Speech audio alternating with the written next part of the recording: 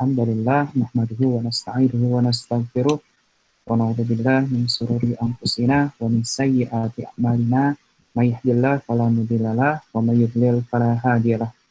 Asyhadu an la ilaha illallah wahdahu la syarikalah wa asyhadu anna Muhammadan abduhu wa rasuluhu la nabiyya ba'dah.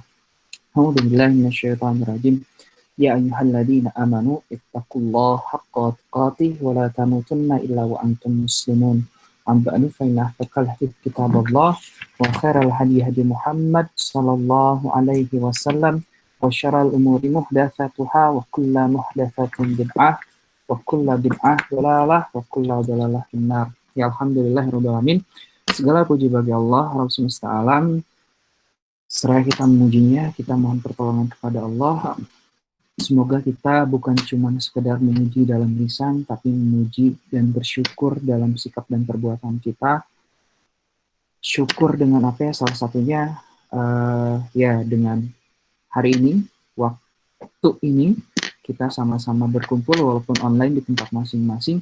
Semoga Allah menilai forum ini sebagai forum majelis ilmu dan kita mendapatkan keutamaan dari majelis ilmu. Ya salah satunya ini adalah rasa syukur kita untuk ya bersyukur atas nikmat sehat, atas nikmat akal yang masih kita punya yang sehat gitu ya. Akhirnya mempelajari lebih dalam tentang Islam. Insya Allah materi hari ini kita akan lebih dalam bahas tentang kaidah fikih itu seperti apa ya. Insya Allah kemarin minggu lalu, bukan minggu lalu ya, mungkin 4 minggu yang lalu kita sudah bahas tentang kaidah fikih dasar sebenarnya. Tapi insya Allah pada sore kali ini kita akan lebih dalam membahas tentang kaidah fikih dasarnya dari yang 5 itu. Sebenarnya nanti insya Allah kita akan bahas 4 karena masing-masing sebenarnya panjang. Kita akan bahas dari innamal amalu binniyat, segala sesuatu tergantung dari niat itu, masing-masingnya sebenarnya ada kaidah-kaidahnya. Nah, kaidah-kaidah ini yang insya Allah akan kita bahas satu persatu insya Allah. Nah, ini ya. Jadi sebenarnya ini pendahuluan dulu ya. Mungkin ada yang udah pernah dengar, ada yang udah pernah mengikuti kajian ini. Salah satunya dari hadis Rasulullah Shallallahu Alaihi Wasallam. Ini Rasulullah ngobrol ini ke Mu'adz bin Jabal ketika beliau akan mengutus Mu'adz ke Yaman. Beliau bersabda, bagaimana kata Rasulullah, bagaimana memberikan keputusan apabila ada sebuah peradilan yang dihadapkan kepadamu? Rasulullah bertanya kepada Mu'adz. Dan Mu'adz menjawab, saya akan memutuskan menggunakan kitab Allah. Kemudian Rasulullah SAW menjawab, bersabda lagi, seandainya engkau tidak mendapatkan dalam kitab Allah, apa yang akan kau lakukan lah, kayak gitu ya. Mu'adz menjawab, saya akan kembali kepada sunnah Rasulullah SAW. Nah, beliau bersabda lagi, seandainya engkau tidak mendapatkan dalam sunnah Rasulullah SAW serta dalam kitab Allah, apa yang akan kau lakukan gitu ya. Mu'adz menjawab, saya akan berijtihad menggunakan pendapat saya dan saya tidak akan mengurangi.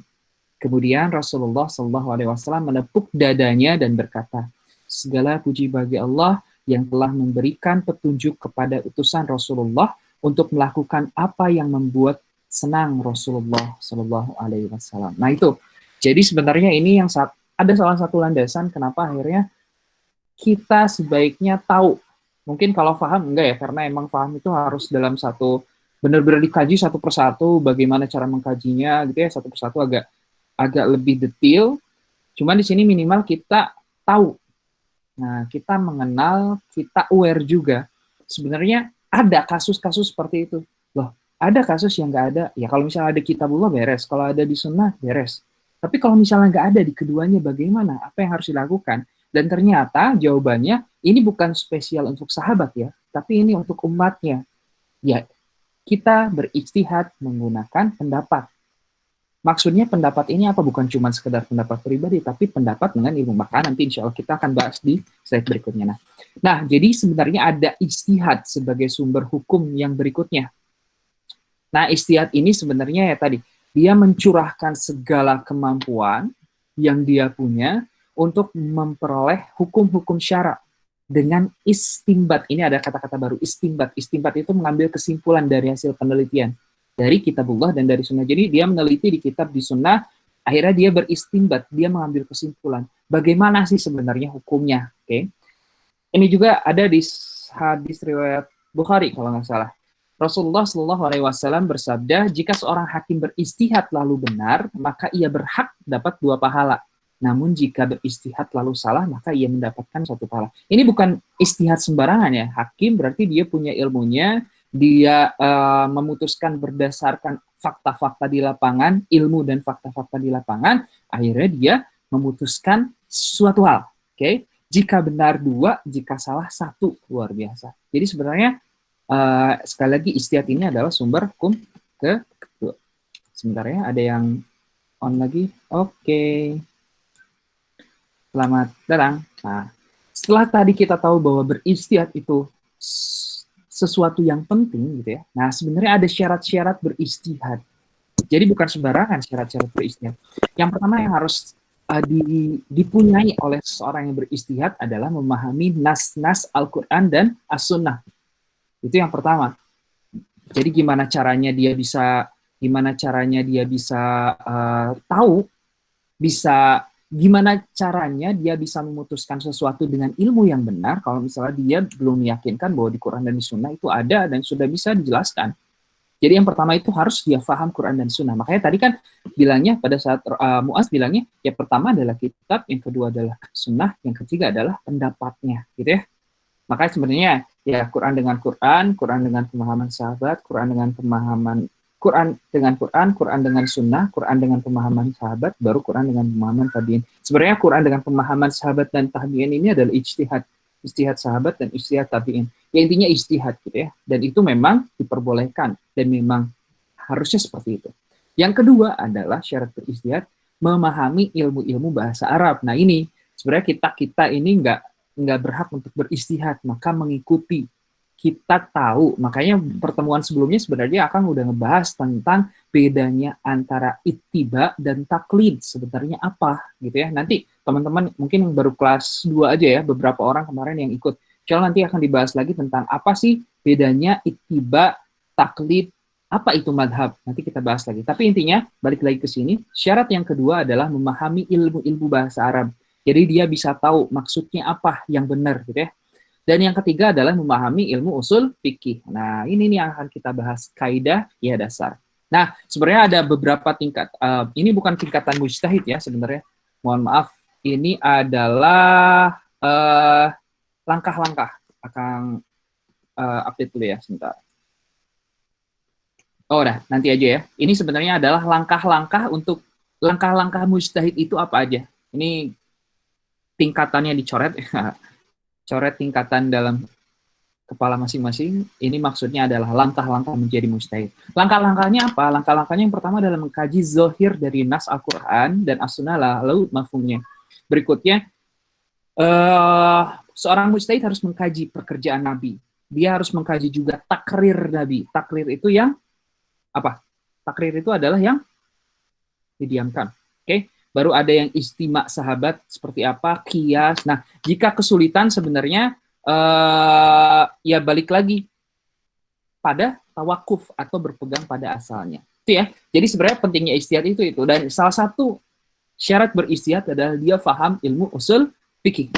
Makanya kayak kemarin juga, sebenarnya yang berhak untuk beristihad adalah MUI dan orang-orang yang memang dia paham ilmunya, bukan sembarang orang, bukan cuman kayak Akang misalnya. Ya cuman belajar, tiba-tiba Akang ngajarin, ya nggak bisa Akang disebut ustadz. Bukan, Akang bukan ustadz. Akang cuma belajar karena memang ilmu bahasa Arab Akang nggak bagus. Walaupun dulu pernah belajar, tapi nggak bagus gitu ya. Ilmu usul fikih harus paham juga. Gitu. Oke, berikutnya. Nah, sebenarnya ini ada 5 kaidah fikih yang utama. Mungkin bisa dicatat juga, bisa diulang lagi. Yang pertama adalah, 5 kaidah fikih yang utama adalah segala amalan berdasarkan dari niat. Oke, itu nanti kita akan bahas satu-satu. Yang kedua, keyakinan tidak boleh dihilangkan dengan keraguan. Baru nanti yang ketiga, kemadorotan hendaklah dihilangkan. Yang keempat, kesulitan membawa keringanan. Yang keempat, adat diterima sebagai hukum. Dan insya Allah pada pertemuan kali ini kita nggak akan bahas lagi tentang detailnya. Kenapa sih segala sesuatu tergantung dari niat. Sekali lagi, diulang lagi, bahwa 5 kaidah fikih yang utama ini merupakan hasil istinbat dan kesimpulan, bukan dirumuskan oleh ulama. Sekali lagi, bukan dirumuskan oleh ulama, bukan. bukan dirumuskan oleh imam mazhab tanpa adanya dalil atau hujah. Jadi ini ada Quran, ada ayat Al-Quran, ada sunnahnya, akhirnya diistimbat, disimpulkan. Oh iya, ini nih. Nah, yang pertama itu adalah segala sesuatu bergantung berdasarkan niat. Oke, kita bahas dari yang pertama. Sebenarnya untuk masalah niat itu ada beberapa kaidah. Ada beberapa kaidah yang dimaksudkan dengan niat, kaidah fikih tentang niat. Yang pertama itu adalah urusan itu tergantung kepada maksudnya. Ini Akang udah kasih contoh-contohnya di sini. Contoh yang pertama adalah misal wudu, mandi, sholat, saum harus ada niat. Beda lagi ya, sekarang lagi nggak ngebahas tentang apakah niat itu dilafalkan atau tidak ya. Tapi intinya semua harus ada niat. Misal, contoh, kalau misalnya ternyata perempuan haid atau laki-laki mimpi basah misalnya. Tiba-tiba, ya seharusnya kan dia mandi wajib ya. Nah, karena mandi itu merupakan suatu kebiasaan setiap pagi, tiba-tiba dia mandi aja gitu. Tanpa ada niatan untuk bahwa ini adalah mandi wajib. Ketika itu terjadi, dan dia sadar setelahnya, maka wajib untuk mandi lagi. Karena dia basah, karena nggak ada niatnya. Jadi cuma mandi biasa gitu ya. Yang kedua, pekerjaan halal bisa jadi haram tergantung niat. Contoh, ini Akang kasih contoh, mohon maaf, yang untuk ini ya, yang agak 17 plus gitu ya. Oke, misalnya haram bercampur dengan istri. Sebenarnya bercampur dengan istri itu boleh, halal. Tapi kalau niatnya zina, maka itu jadi haram. Oke, sesuatu yang halal pun bisa jadi haram karena niat. Sekali lagi, bercampur dengan istri antara suami istri halal, tapi kalau niatnya zina maka haram. Berikutnya, sesuatu yang mubah bisa mendapatkan pahala karena niat. Makanya ketika makan, ketika minum, ketika tidur, niat yang benar, maka itu akan berbuah pahala. Atau yang berikutnya nih, memeras anggur, haram atau tidaknya memeras anggur itu bergantung dari niat. Kalau dia meras anggur emang bukan buat khamr, ya nggak apa-apa. Tapi kalau memang ada niatan itu, maka haram. Oke. Nah, berikutnya. Orang yang menghutangkan, mengambil barang orang yang berhutang itu tergantung niat. Apakah memperingatkan atau mencuri. Sebentar. Apakah memperingatkan atau mencuri. Jadi tergantung. Kalau ada nanti di kaidah yang nomor 4, sebenarnya kalau misalnya ada, ini akan kasih preview dulu ya. Sebenarnya kalau ada orang yang dia berhutang, kalau dia orangnya nggak mau bayar, maka berhak si orang yang menghutangkan itu berhak untuk mengambil barang orang yang berhutang, berhak. Tapi sekali lagi, kalau untuk masalah niat ini, yang disorotnya adalah tergantung niat, apakah dia memperingatkan atau mencuri. Karena ada yang misalnya dia memperingatkan, tapi nggak bilang-bilang dia ambil aja, nah itu nggak boleh. Dia harus datang, ngobrol ke orangnya nggak mau, dan dia ambil. Itu boleh. Oke, nanti kita bahas itu khusus di kaidah fikih nomor 4. Nah, ini kaidah yang pertama. Oh, sebenarnya kaidah fikih tentang niat itu ada beberapa kaidah. Yang pertama adalah urusan itu tergantung pada maksudnya. Yang kedua apa? Yang kedua itu adalah dalam amal yang disyaratkan menyatakan atau menghadap niat, maka kekeliruan pernyataan membatalkan amal. Kekeliruan pernyataan membatalkan amal. Contoh yang pertama nih, misalnya kesalahan dari sholat zuhur kepada asar dan sebaliknya. Kalau sholat zuhur niat sholat asar maka nggak sah. Kebayang ya? Saya sholat zuhur nih, tapi niatnya sengaja diasarkan, ya nggak sah sholat zuhurnya. Oke, maka gitu ya. Yang kedua, contoh kesalahan dari sholat Idul Fitri kepada sholat Idul Adha. Maksudnya apa? Kesalahan niat. Lupa. Dikira teh ini teh sholat, dikira teh ini sholat Idul Adha misalnya. Padahal sholat Idul Fitri. Pas sholat, niatnya Idul Adha. Itu sah. Gitu. Oke. Jadi, kalau ada amalan yang disyaratkan niat, maka kekeliruan pernyataan akan membatalkan amal. Oke. Nih, contoh berikutnya. Ada 2 rakaat ihram, ada 2 rakaat tawaf.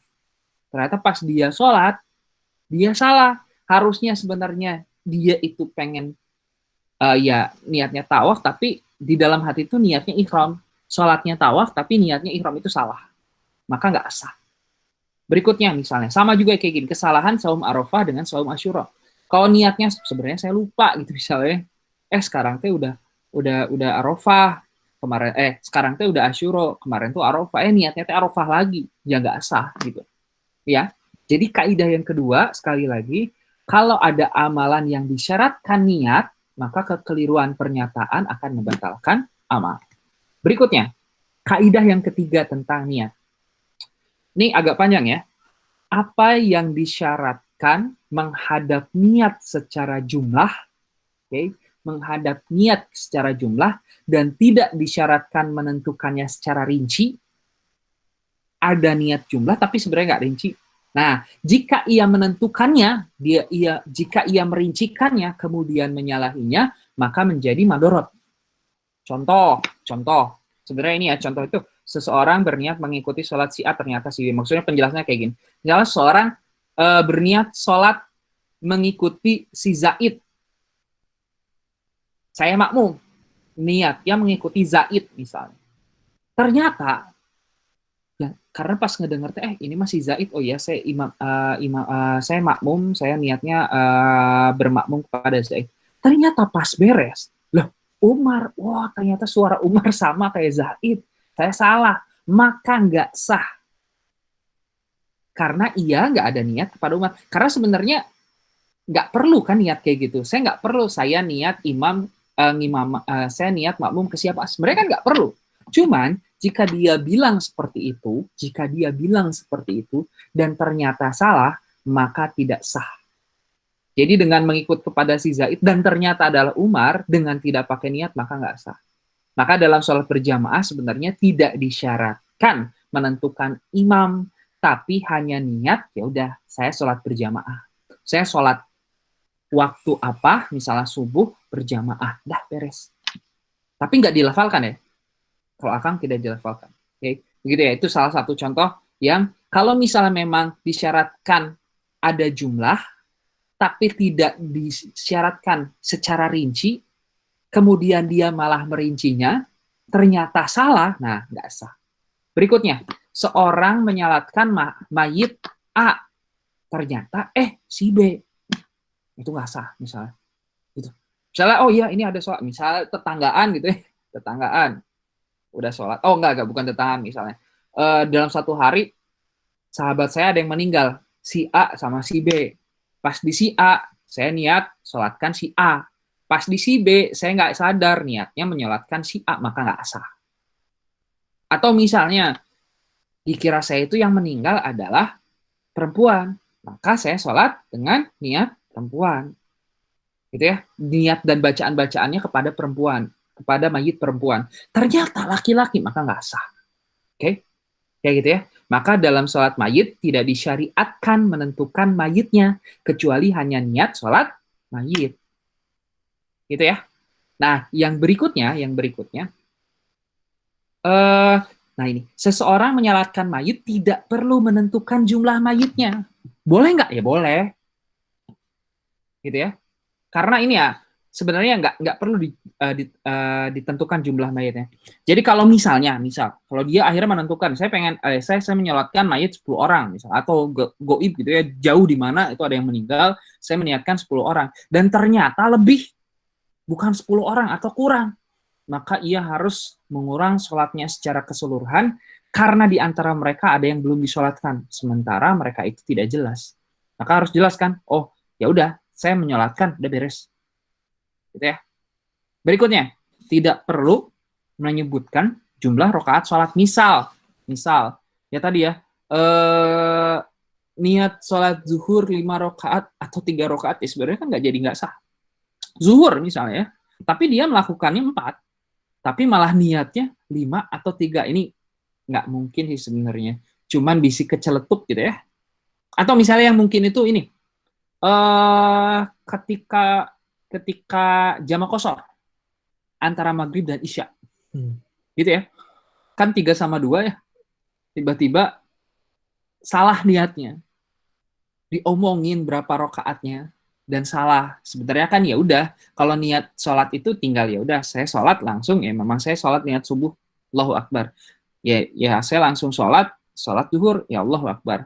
Sekali lagi akan termasuk yang berpendapat bahwa niat itu tidak dilafalkan sehingga tidak perlu ucapan usolli fardhu subhi rakaataini mustaqbilal kiblati makmuman lillahi ta'ala. Akan termasuk yang nggak menyebutkan itu dalam sholat. Jadi ketika sholat ya udah langsung sholat subuh, sholat zuhur, sholat zuhur imaman atau makmuman ya tinggal langsung sholat gitu ya. Nah, cuman kalau menyebutkan dan menyebutkannya salah maka nggak sah. Oke? Gitu ya. Berikutnya, ini kaidah yang ketiga. Ternyata banyak ya kaidah-kaidahnya. Nih, apa yang tidak disyaratkan menghadapkan niat secara jumlah dan tidak disyaratkan menentukannya secara rinci, jika ia menentukan kemudian menyalahi maka tidak menjadi murad. Bedanya apa? Nih, kalau yang di sini apa yang disyaratkan, oke, menghadapkan niat secara jumlah. Kalau yang ini apa yang tidak disyaratkan, menghadapkan niat secara jumlah dan tidak disyaratkan menentukan secara rinci. Jika ia menentukan kemudian menyalahi maka nggak jadi madorot. Contoh misalnya kesalahan dalam menentukan tempat sholat, gitu ya, dalam menentukan tempat sholat. Maka kalau ia berniat sholat duhur di Mesir ternyata di Mekah, ya ini karena diceletukin ya. Atau misalnya di jalan, lagi di jalan mau sholat tiba-tiba belum ngejar waktu asar biar di Bandung misalnya. Tiba-tiba udah mau maghrib tapi belum sampai Bandung. Niatnya asarnya di Bandung. Ya udah, kan jadi berubah tuh. Asalnya di Bandung malah jadi di Ciamis lagi jauh tuh ya. Asalnya di Bandung malah tiba-tiba di Tangerang atau misalnya ternyata karena macet akhirnya di Bekasi atau di Kota Baru Parahyangan ya mah nggak apa-apa gitu. Maka tidak batal. Atau yang kedua, misalnya contoh, kesalahan menentukan waktu sholat. Kalau niat sholat asar hari Kamis, ternyata hari Jumat, maka tidak batal. Karena memang tidak disyariatkan secara jumlah, tidak disyariatkan untuk menentukan secara rinci. Sholat hari Kamis, hari Jumat, ya nggak apa-apa. Tapi kalau misalnya niat kayak gitu, ternyata salah, harusnya Kamis, ternyata Jumat, ya nggak batal. Atau misalnya ini kalau yang tadi kan makmum ya. Kalau yang ketiga ini kesalahan imam menentukan orang yang sholat di belakangnya. Misalnya saya niat untuk ngimamin si A, padahal si B. Ini nggak madorot. Oke? Karena memang tidak disyaratkan menghadapkan niat dalam jumlah. Gitu ya. Karena tidak disyaratkan kepada imam menentukan makmum dan tidak niat mengimami. Gitu ya. Oke. Ini baru yang keempat. Berikutnya. Nah ini juga tentang niat. Maksud lafaz tergantung niat orang yang melafazkan. Jadi tergantung orang yang mau ngomong apa.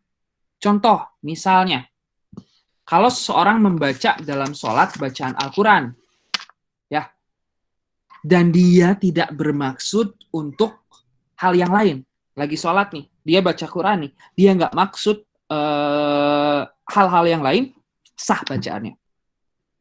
Tapi jika dia bermaksud untuk memberi pemahaman kepada orang yang lain, ketika sholat, baca Quran, bermaksud memberikan pemahaman kepada yang lain, maka batal. Dan jika memutlakan menurut pendapat yang sah, maka jadi batal. Itu yang pertama. Yang kedua, ada orang yang bilang, insya Allah. Insya Allah. Punten ya banyak typo. Insya Allah, karena tadi baru bikin slide-nya hari ini. Insya Allah misalnya.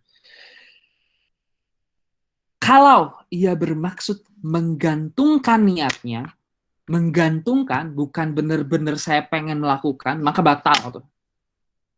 Tapi jika emang pengen, ya insya Allah tuh biar barokah, emang benar-benar mau dilakukan, ya maka nggak apa-apa. Jika ia memutlakannya maka batal. Ini yang tentang niat. Nah berikutnya kita masuk ke yang ragu. Kaidah fikih tentang keraguan. Ini udah dibahas juga kemarin, maka lanjut aja dulu. Nah ini, sama seperti yang niat, ternyata yang keraguan ini juga ada beberapa kaidah. Nah, kaidah yang pertama, keyakinan tidak dapat dihapus dengan keraguan-raguan. Keyakinan tidak dapat dihapus dengan keraguan-raguan. Contoh yang waktu itu udah dibahas ya.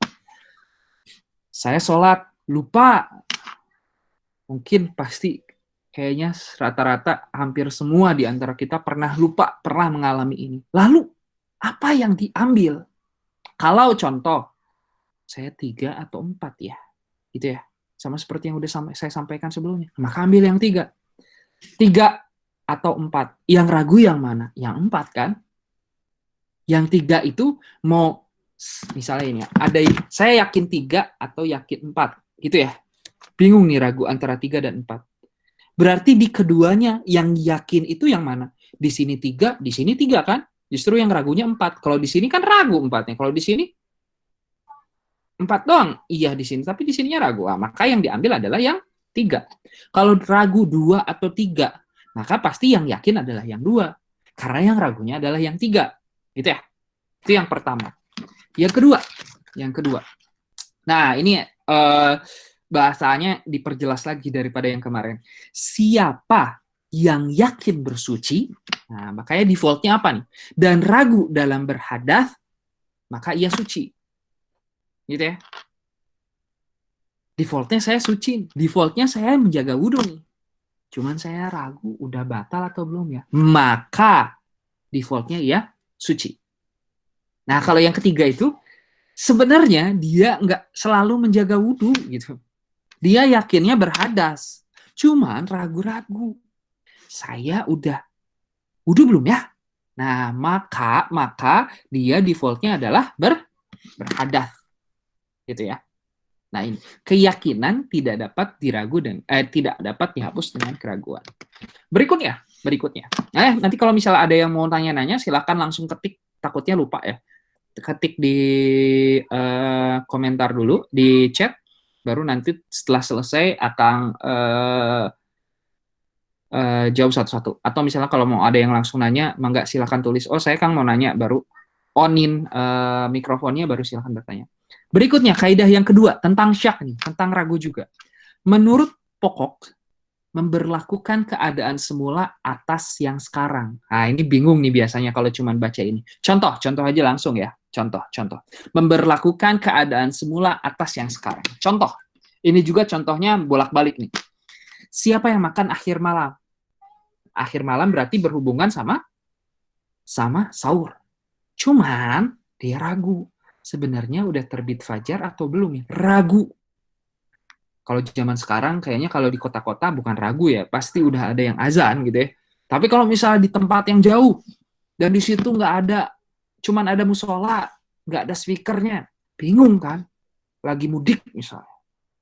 Ini udah fajar atau belum ya? Maka makan aja sampai yakin bahwa dia udah akhir malam. Sah saumnya. Nah, berbeda dengan yang kedua. Yang kedua itu kasusnya dia saum siang sampai mau sore. Nah, mau azan maghrib. Cuman dia ragu sebenarnya. Ini udah maghrib atau belum? Udah terbenam matahari atau belum? Kalau dia makan tanpa istihad, batal saumnya. Kebayang ya? Jadi ini dua hal yang berlawanan seperti yang sebelumnya tadi. Yang sebelumnya juga ini ya, yang bersuci sama yang berhadas. Defaultnya apa? Kalau yang di sini ya, default yakinnya apa? Gitu. Kalau yang di sini tadi yang memperlakukan keadaan semula tuh default keadaan awalnya apa? Oh, yang kalau misalnya defaultnya adalah malam-malam, berarti kan makan bebas ya. Yang ragunya adalah udah terbit atau belum, maka ya sah. Yang ketiga, seorang membeli air. Ada yang mengaku bahwa air itu tidak bersih. Gitu. Ya, seorang membeli air dan mengaku, wah ini mah airnya nggak bersih. Saya beli, misalnya, wah ini mah air nggak bersih. Pengen dikembaliin. Maka ucapan yang benar adalah ucapan penjual. Kenapa? Karena pada asalnya si air itu adalah suci. Gitu.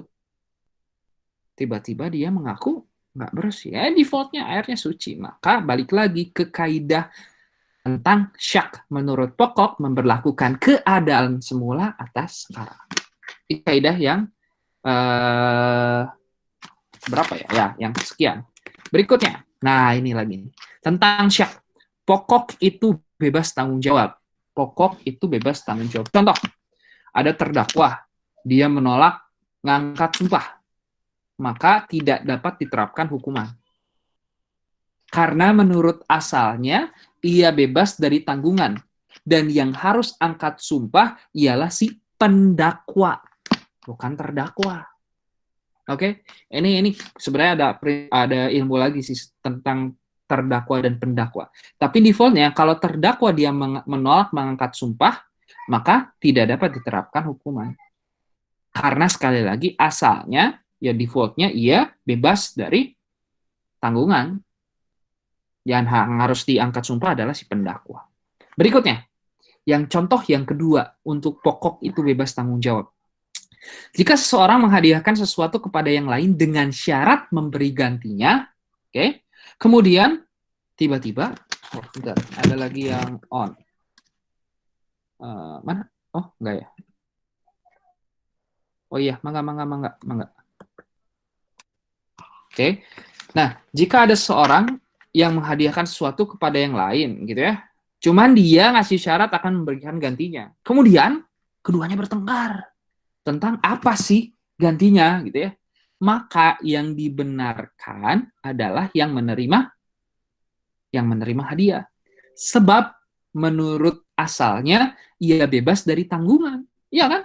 Yang menerima hadiah bebas dari tanggungan. Kalau yang ngasih dia ada tanggungan. Maka pokok itu bebas tanggungan. Jadi yang si penerima hadiah ya bebas tanggungan, ya bebas. Dia akhirnya memberikan syarat pengen gantinya apa gitu. Atau yang berikutnya nih, yang ketiga contohnya. Ada dua orang nih, dia bertengkar. Harga barang yang dirusak, bukan harga barang yang rusak ya. Mohon maaf, ini typo lagi. Harga barang yang dirusak. Maka yang dimenangkan adalah yang dirugikan. Sebab menurut asalnya yang dirugikan tidak dibebani tanggungan tambahan. Ini mana? Misalnya ada penjual tiba-tiba dirusak sama pembeli.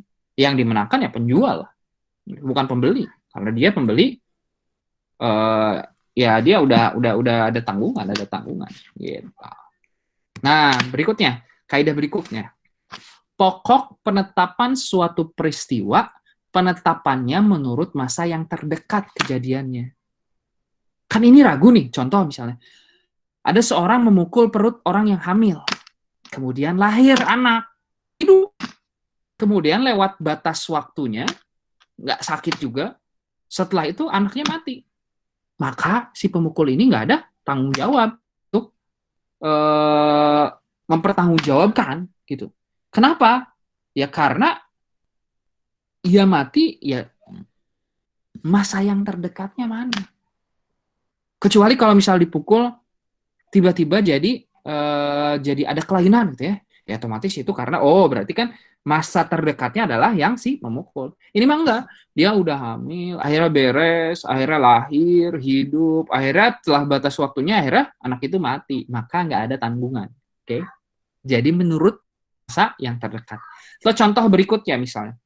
Seorang ada yang membeli hamba sahaya dulu ya. Misalnya contoh. Kemudian dia sakit mata. Maka tidak boleh dikembalikan kepada penjual. Karena sakitnya bertambah. Nggak boleh. Karena terjadinya, bahkan misalnya dia mati, misalnya ada terjadi kematian karena bertambahnya itu. Karena itu lebih dekat kepada kematiannya gitu. Kenapa? Ya awalnya kan ketika dibeli sudah yakin bahwa itu tanpa cacat misalnya. Sehat semuanya. Udah dibeli. Tiba-tiba pas udah akhirnya sakit mata. Sakit mata ini bukan sesuatu yang ditutup-tutupi ya. Sehat nih, tiba-tiba sakit mata. Kecuali kalau misalnya sakit matanya ditutup-tutupi pakai apa biar nggak ini. Ternyata gini nggak sakit mata. Itu makan defaultnya emang dari dulu dia udah sakit. Kalau ternyata dia sakit mata yang awalnya sehat-sehat ternyata udah sakit, maka tidak boleh dikembalikan kepada penjualnya. Ini barang misalnya udah jelas, kecuali kalau barang-barang kan ada garansi, ya itu beda hal. Salah Kang, ada beda hal. Berikut yang ketiga. Nah, ini contohnya jika seseorang dia membuka sangkar pintu burung. Kemudian bang burungnya seketika. Maka tanggung jawab dia untuk mencari. Dan jika burungnya diam, kemudian terbang, diam gitu ya, nggak ngapa-ngapain, kemudian terbang, maka ia tidak bertanggung jawab untuk mencari burung. Oke? Karena yang jadi sebabnya adalah dia membuka gitu ya. Menurut masa terdekat, oh kenapa terbang? Oh karena dibuka. Salah dia. Kenapa terbang? Ya emang saya emang nggak ngapa-ngapain terbang. Ya wis, bukan salah dia. Begitu. Nah, ini tentang syak. Kalau kita kayaknya nyampainya sekarang jam berapa? Nyampainya cuman sampai yang ketiga aja ya. Ini ya, yang terakhir. Oke, yang terakhir. Kaidah fikih tentang kesulitan. Yang pertama itu kesukaran, menarik, kemudahan. Ini yang udah dibahas kemarin juga ya. Contoh yang pertama itu apabila sulit sholat berdiri, maka bisa duduk. Kalau nggak bisa duduk, maka berbaring. Atau misalnya jika sulit mencari air, menggunakan air, atau airnya sangat sedikit gitu ya, maka boleh bagi orang di daerah tersebut untuk tayamum misalnya. Karena kan airnya ya digunakan juga untuk mandi, untuk apa keperluan-keperluan pokok lainnya, misal makan, minum gitu ya. Atau yang ketiga, apabila sulit menghilangkan najis, udah dihilangkan tapi tetap masih ada, maka dimaafkan gitu.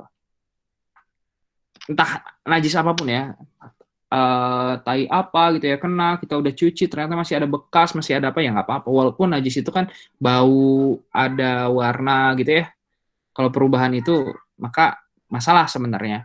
Tapi ya kalau misal udah kita usahain, tapi ternyata sulit, ya nggak apa-apa. Oke. Dan yang berikutnya, misal berkata Imam Syafi'i, apabila perempuan hilang dari walinya dalam safar, karena dulu safar itu kan di padang pasir kan, padang pasir tiba-tiba hilang, bingung kemana, akhirnya nggak ketemu-ketemu, kemudian diserahkan urusan itu kepada seorang laki-laki, maka boleh, boleh, boleh. Atau bahkan ini misalnya yang kelima, kalau ada bejana dibuat dicampur najis, gitu ya, berwudu kepadanya itu boleh. Bejana itu dibuat dari campuran najis, bejana, airnya disimpan di situ, ya itu nggak apa-apa, berwudu padanya itu nggak apa-apa, karena kesukaran menarik mudah. Nah, berikutnya, ini kaidah yang kedua dan yang terakhir untuk kesulitan. Insya Allah nanti kita akan lanjut di 2 minggu berikutnya tentang kaidah yang keempat, madorot. Kaidah yang ketiga, ini ada 2 nih. Yang kedua itu ada 2. Pertama, apabila sesuatu itu sempit, maka hukumnya menjadi luas. Apabila sesuatu itu luas, maka hukumnya menjadi sempit. Contoh. Sedikit amal dalam sholat, ketika terpaksa, contoh menggaruk, karena gatal itu diperbolehkan. Tapi kalau banyak, jika nggak perlu, maka nggak boleh. Oke? Jadi kalau lagi sholat terpaksa garuk, ya nggak apa-apa kalau gatal. Tapi kalau misalnya banyak gerak-gerak segala macam, maka nggak boleh. Yang kedua, kalau ada air, dia berubah dengan warna lumut, maka itu suci. Oke? Air warnanya berubah. Kenapa? Karena lumut, ya nggak apa-apa. Tapi kalau ada orang yang berubah, maka tidak dapat digunakan untuk suci. Atau berikutnya misalnya, wanita tidak berwali ketika berpergian di antara laki-laki bukan muhrim. Nggak boleh. Jadi harus ada muhrimnya. Yang keempat, bejana air yang tadi ya, campur kotoran. Atau yang berikutnya ada lalat hinggap di kotoran, kemudian hinggap di pakaian. Bentar. Yang ini kayaknya dari yang 3, 4, 5, 6 itu masuk yang kesukaran menarik kemudahan ya. Orang longgar sholatnya harus dalam waktu syarat dan rukun. Mungkin itu aja dulu untuk hari ini. Silahkan. Nanti sebenarnya kita akan bahas satu-satu, tapi silahkan kalau misalnya ada yang mau ditanya, mangga. Ada yang mau nanya? Mangga. Dibuka aja lah. Speakernya nggak apa-apa. Cuman 11 orang. Ada yang mau ditanya? Yuk. Masih ada 12 menit, insya Allah, untuk pertemuan kita kali ini. Ada yang mau bertanya? Tentang kaidah fikih. Sebenarnya kenapa sih kita perlu kaidahnya sambil ini ya? Kalau misalnya ada yang mau nanya langsung aja, tinggal komen atau langsung on-in speaker dan ngobrol. Oke, sebenarnya kenapa sih Akang juga ini pertama kalinya kita bahas secara detail di DKM SMA 20. Sebelum-sebelumnya Akang nggak bahas secara detail tentang ini. Karena memang fokusnya ke KIT. Sekarang alhamdulillah kan kalian rajin ya. Maksudnya Selasa dan Kamis, Selasa itu di bagian buat ya murajaah sama memperbaiki hafalan, memperbaiki bacaan gitu ya. Baru hari Kamisnya akan bisa KIT. KIT-nya juga akhirnya 2 minggu ya. Minggu pertama KIT, seminggu berikutnya fikih, seminggu berikutnya KIT, seminggu berikutnya fikih. Ya sebenarnya biar menambah wawasan. Karena sekali lagi ini hal yang penting. Penting untuk apa? Apalagi beberapa kaidah yang tadi ya. Penting untuk apa ya ketika kita berhadapan dengan berhadapan dengan masalah-masalah sehari-hari yang berhubungan dengan kita. Kalau misalnya kayak corona, karena memang udah ya besar gitu ya, sedunia, udah gitu se-Indonesia, maka kita serahkan pada yang ahlinya. Tapi ada berhubungan dengan kita. Gimana ya kalau gini, gimana ya kalau gini, gimana ya kalau gini. Maka penting juga kita untuk tahu kaidah-kaidah itunya. Gimana enggak? Mangga, onin aja. Kang, masih bingung yang tadi contoh-contohnya, Kang. Soalnya pas contoh yang kayak keyakinan tidak dapat dihapus ya modelis itu, soalnya tadi agak-agak patah-patah gitu, Kang. Oh, yang keyakinan tidak dapat dihapus dengan keraguan. Sebenarnya defaultnya ini yang yakin apa? Ragu itu bisikan, gitulah. Maka ketika sholat kan biasanya diwas-wasin kan, ada 3 atau 4 loh, lupa loh. Maka yang yakin yang mana? Gitu. Maka yang tadi, yang kalau misalnya yang pertama, jelas ya, kayaknya yang pertama, oke, antara 2 atau 3 yang yakin yang mana, pasti 2. Antara 1 atau 2 mana yang yakin, pasti 1 yang yakin. Karena di sini 1 yakin, yang 2 juga pasti 1-nya yakin. Tapi yang 1 lagi, yang 2-nya ragu kan? Oke, jadi yang diambil yang 1. Antara 2, 3 juga sama, ambil 2. 3, 4, ambil 3. Yang paling yang kedua sama yang ketiga ya, intinya defaultnya dia yakin apa? Ke masing-masing ya, kalau Akang misalnya, Akang defaultnya ketika udah batal selalu wudu. Kadang-kadang suka, udah batal belum ya? Nah, berarti kalau kondisinya kayak gitu, maka defaultnya adalah suci. Kecuali Akang mendengar bau atau mendengar suara atau mencium bau. Cuman beda kalau misalnya orang-orang yang memang defaultnya dia nggak menjaga wudu misalnya. Biasanya ya batal gitu ya, udah ke toilet dia nggak bersuci lagi, dan defaultnya berarti dia berhadas, cuman udah wudu atau belum ya, nah udah wudu atau belum ya, beda kan. Kalau yang tadi udah batal atau belum ya, nah yang yakin mana, udah batal atau belum ya, berarti yang yakin adalah suci. Udah wudu atau belum ya, berarti yang defaultnya yang yakin adalah dia belum bersuci gitu. Atau yang bingungnya gimana? Enggak.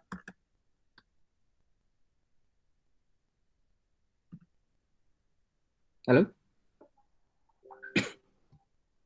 Oke, udah. Siap. Yang lain ada yang mau nanya ini? Nah, ini lebih detail soalnya, jadi lebih enak untuk menjelaskannya satu persatu.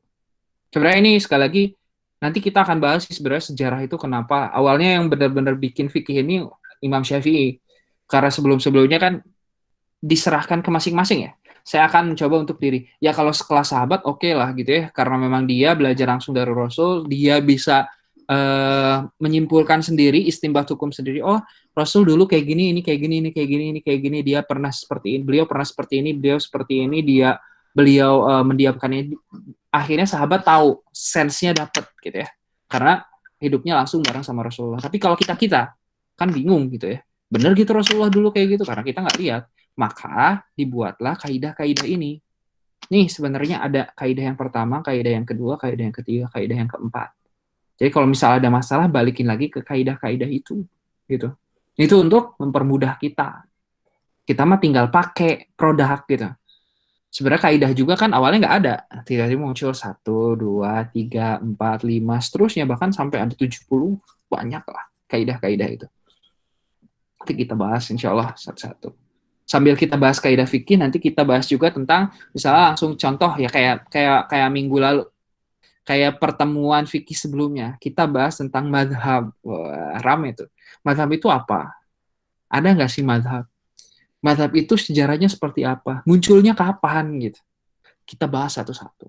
Dan akhirnya madhab itu harusnya gimana sih sikap kita terhadap madhab? Udah gitu ada orang-orang yang bilang harus taklid. Oh itu dibahas satu-satu tuh. dalil taklid A, B, C. Wah, bener kayak gimana. Bahkan akhirnya kita tahu ada orang-orang yang justru semakin yakin. Jadi semakin yakin bahwa ada orang-orang yang akhirnya dia memahami Islam itu tidak secara menyeluruh gitu. Motong-motong ayat, motong-motong Quran, motong-motong atau bahkan bisa jadi ayat yang dipakainya sama tapi cara memahaminya beda gitu. Kok jadi cara memahami, cara mikir dia sendiri gitu. Kan jadi masalah. Gitu. Gimana? Yang lain ada yang mau ditanyakan? Faiza? Kang, tadi yang mengenai contoh yang wanita hamil itu gimana sih maksudnya? Oh, yang wanita hamil. Sebenarnya kan tadi kasusnya itu adalah, sebentar, yang wanita hamil itu yang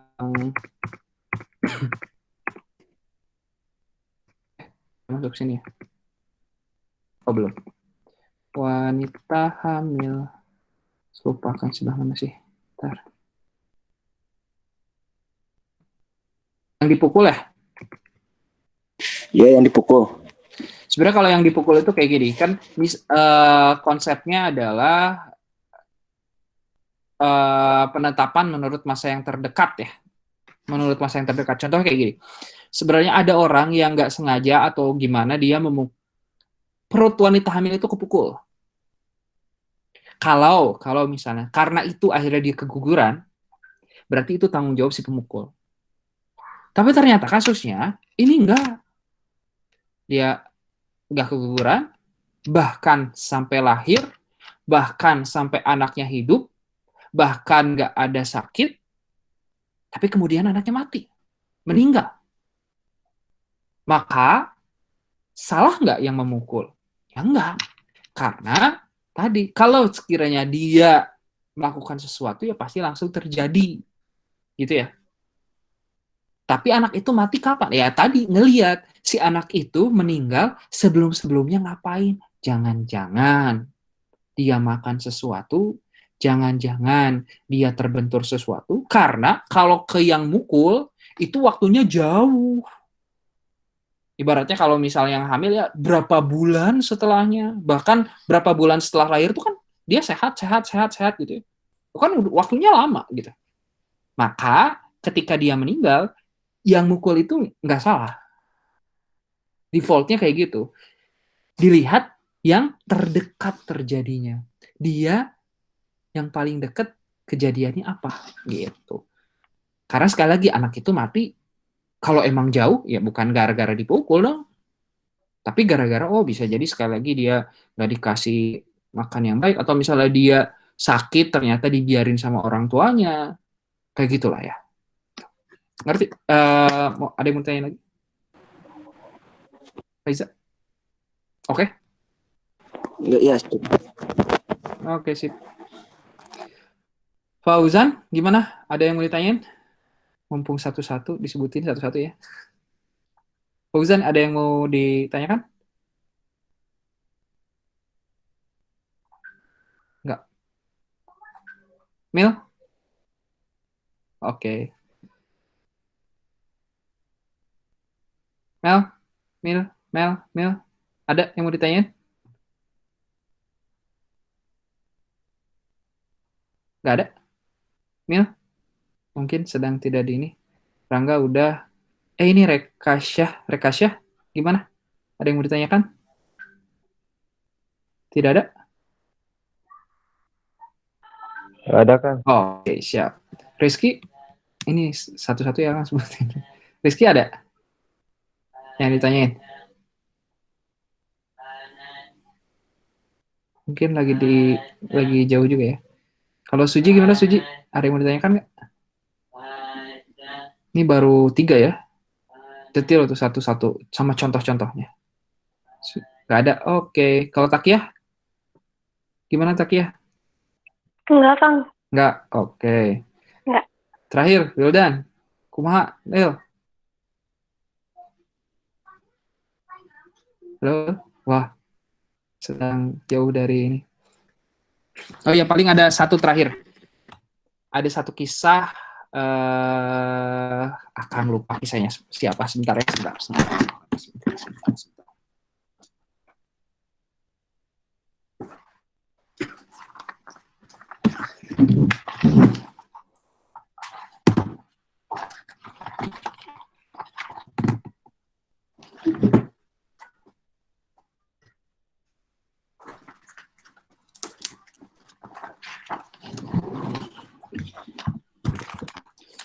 Ini tentang bonus terakhir, kisah tentang Salman Al-Farisi. Udah pernah dengar kisah tentang Salman Al-Farisi?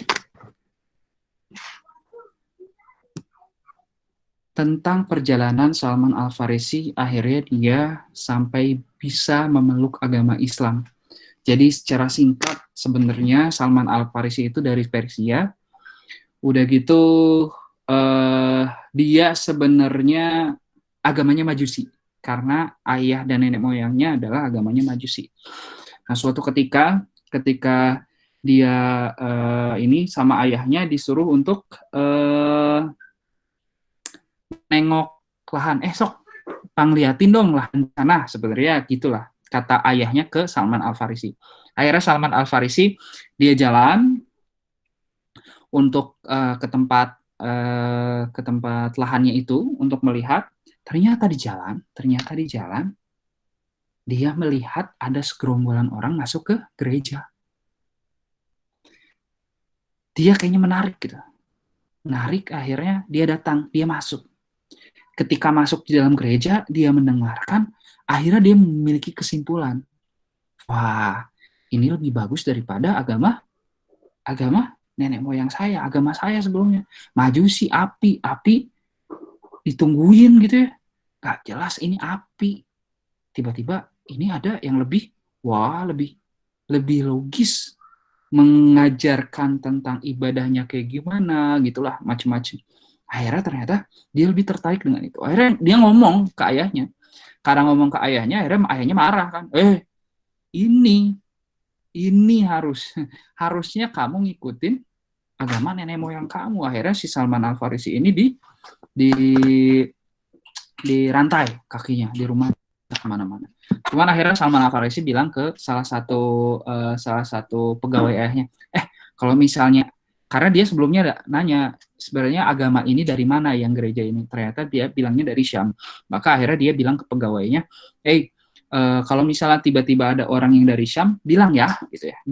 Akhirnya singkat cerita, yang dari Syam ini datang, si laki-laki itu pegawainya langsung ngobrol ke Salman Al-Farisi, akhirnya minta tolong hancurin si rantainya. Akhirnya Salman Al-Farisi ikutan kafilah itu menuju Syam.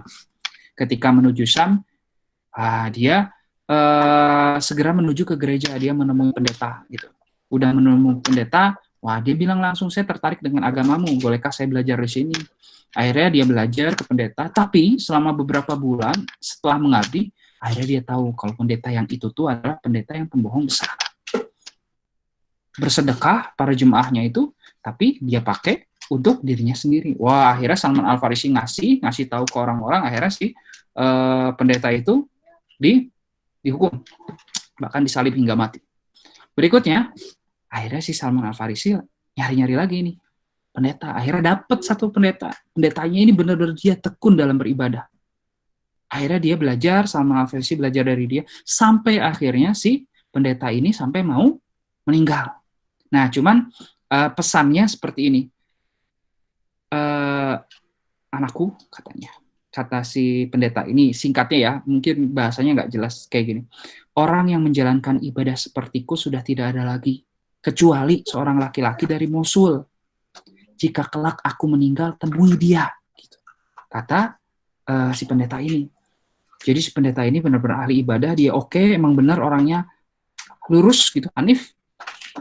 Belajar ke dia meninggal, akhirnya dia mau meninggal, akhirnya dikasih wasiat itu. Akhirnya dia menemui pendetanya di Mosul. Cuman ternyata pada saat sampai di sana, pendeta yang di Mosul juga menyarankan pergi ke Madinah.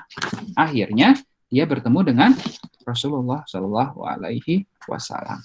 Cuman yang pengen ditekanin di sini, yuk sama-sama bersyukur dengan nikmat Islam yang udah kita dapatin dari lahir. Banyak orang-orang di luar sana, ya tadi kisah Salman Al-Farisi itu panjang tuh. Dari awalnya dia Majusi, sampai dia beribadah di gereja, sampai akhirnya menemukan Islam. Semoga kita bisa bersyukur dengan nikmat ini, dengan apa? Dengan belajar. Dengan belajar lebih paham lagi tentang Islam. Insya Allah kalau misalnya pelajaran-pelajaran punten, misalkan ya bahasanya matematik, fisika, kimia, dan segala macam itu pasti kalian pelajari lah gitu ya. Cuman masalahnya yang tadi ini satu ini nih, belajar tentang Islam. Salah satu syukur kita adalah belajar, fahami, lakukan, aplikasikan. Jangan sampai nikmat Islam yang udah Allah kasih, karena kita nggak bersyukur, Allah lama-lama, lambat laun, cabut kenikmatan itu. Ya semoga perenungan ini terakhir dari kisah Salman Al-Farisi ini menambah semangat dari kita untuk bisa lebih belajar lagi tentang Islam. Mungkin itu aja untuk kesempatan kali ini. Jazakumullah khairan katsira atas kehadirannya di KIT online ini. Kita tutup dengan hamdalah bersama-sama. Istighfar sebanyak-banyaknya, astagfirullahaladzim, dan doa akhir majelis, subhanakallahumma rabbana wa bihamdika asyhadu an la ilaha illa anta astaghfiruka wa atubu ilaik. Aqulu qali hadza wa astaghfirullaha li wa lakum. Assalamualaikum warahmatullahi wabarakatuh. Waalaikumsalam warahmatullahi wabarakatuh.